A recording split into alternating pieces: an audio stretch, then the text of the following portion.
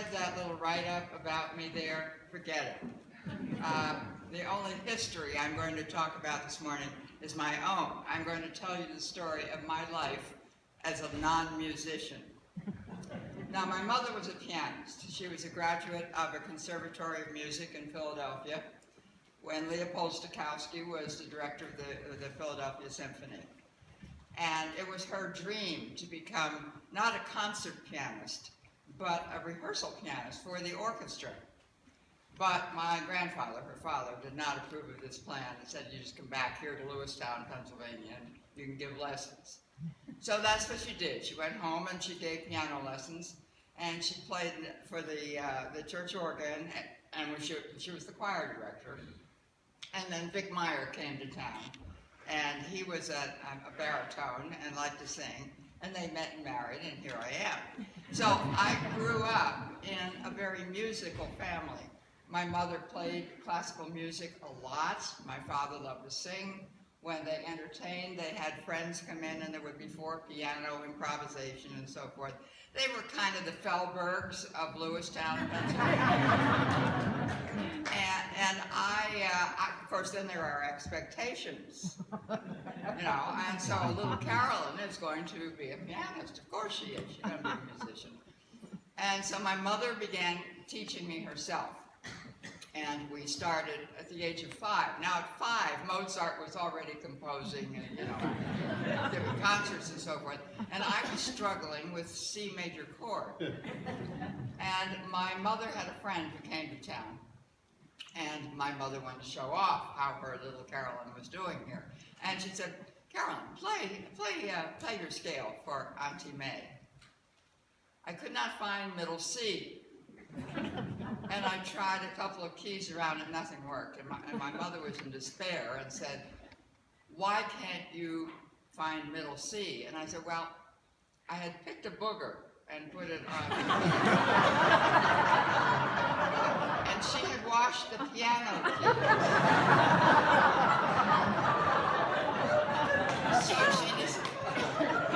So she decided maybe I needed somebody else to give me lessons. And after a couple of years, she sent me off to Mr. Prettyleaf. Now, Mr. Prettyleaf did his best, but he had digestive problems. I think I worsened them. And so he belched and farted a lot.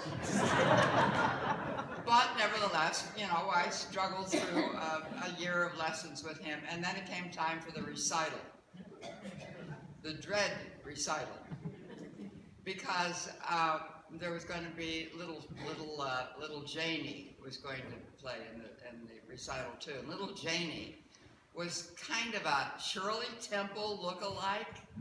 Some of you surely are old enough to remember what Shirley Temple was. I'm not the only one who remembers Shirley Temple and the curls and the big smile and the tap dancing and all that stuff. She could do all that.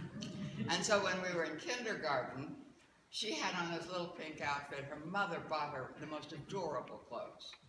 And she wore this little pink outfit, and she had a crown, and she had a wand with a star in the end. And she led the Halloween parade.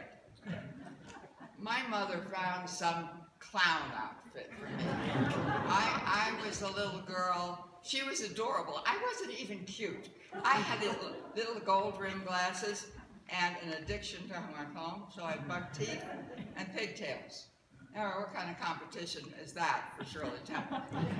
So I was extremely envious of this kid. All right, here she is now. Recital. My piece was something about Patty and the Pipers. I can remember the words all these decades later, but I had a problem remembering the music at the time. And so, Patty, here, the pipe so clear. Irish pipers are playing near, they beckon us upon the green, da da da da da da da da da. First ending, go back to a certain point, come through it again, take the second ending. Whoops, I forgot how to do that. So I went back and I started over and I went through it again. I got the first uh-oh, there was the second ending, and I missed it for the second time. The third time, Mr. Prettyleaf, belching and farting, came up on the platform and led me away. And Janie went up and played Fury Elise, flawlessly. So, on to junior high. And my mother decided maybe I needed a different piano teacher, so she sent me to Miss Wentz, who had been her piano teacher. And I practiced, and I never got any better. And finally everybody said, maybe the piano is not your instrument. You should try something else. Well, fine, okay. How about the clarinet? I'm glad James isn't here this morning. The results were not good. The false teeth, they weren't false. They were just buck teeth. They were those Bugs Bunny kind of teeth. I could not get the proper mouth on the clarinet. Okay, forget that. How about a stringed instrument? How about Mom's old ukulele that she found in the attic? Well, I learned how to tune it. My dog has fleas. And I learned 3 chords, and drifting and dreaming I could do pretty well. And then that was it for that. What came next? I know, I wanted to be a baton twirler. I wanted to be the majorette in the band. So I got because I liked the little skirt, the boots, and the shake over the feather, and I got a baton, and I could do this figure 8 thing with it, but then you were supposed to throw it up in the air, and it was supposed to go around from that. Well, I'm so uncoordinated, that didn't work at all either. So I'm kind of done with that. And, all this time, I want to do something.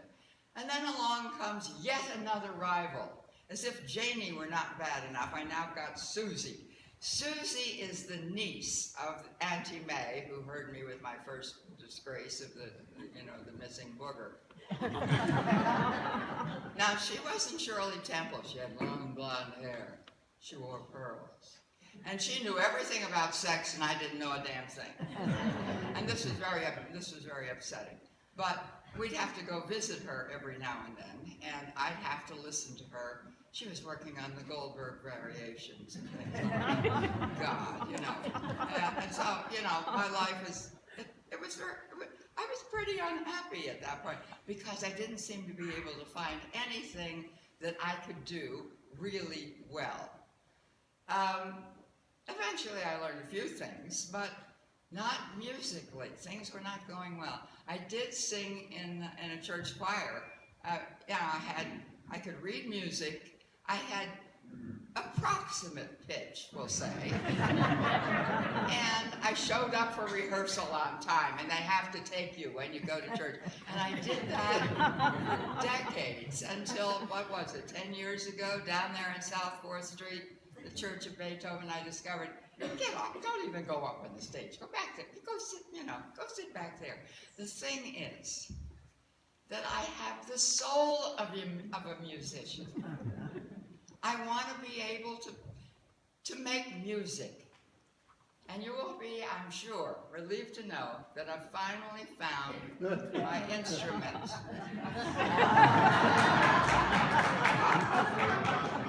And so I will end my history lesson for today with Mozart's Köchel number 265, Theme and Variations.